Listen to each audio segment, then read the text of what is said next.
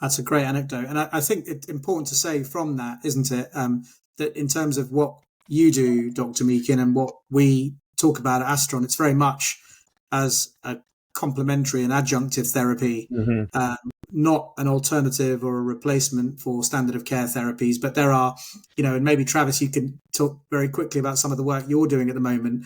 There are a huge number of studies out there where the top line of the study, where they're looking at a particular repurposed drug, for example, Celecoxib, which is an anti-inflammatory drug, a bit like aspirin.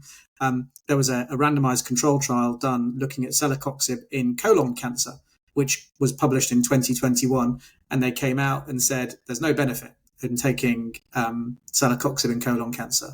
However, when you look at a subgroup analysis, Celecoxib in people with a particular mutation called the PIK3CA mutation, which is a mutation that drives sort of insulin and glucose signaling, actually, there was a massive difference in people that were on Celecoxib in terms of the reduction in death over 5 years.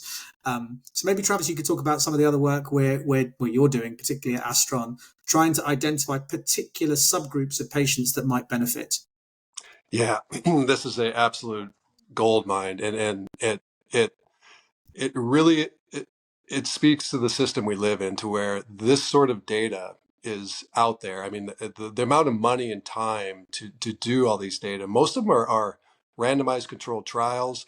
A lot of them are retrospective analyses, but it just doesn't, because it's not FDA approved, it does not populate a traditional oncologist radar. And there are many studies like this. The one Pad referred to, if you had Celecoxib about 3 weeks after surgery and continued it for 3 years in the study with a PIK3CA mutation, you increase survival by 50%.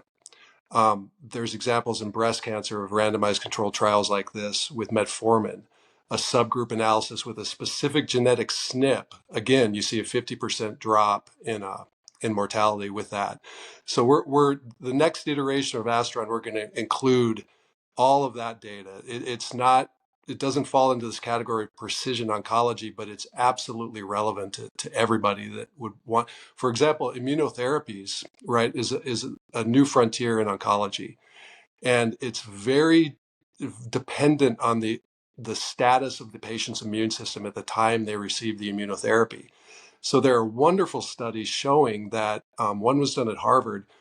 If you just increase your fiber in your diet, and fiber changes the immune, the microbiome, the way it's operating, where the center of your immune system is, you see dramatically improved outcomes.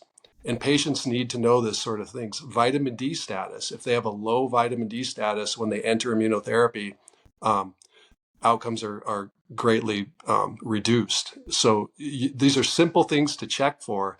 It's just, that sort of data should populate every patient's radar when they're going into the standard of care that's relevant to that data.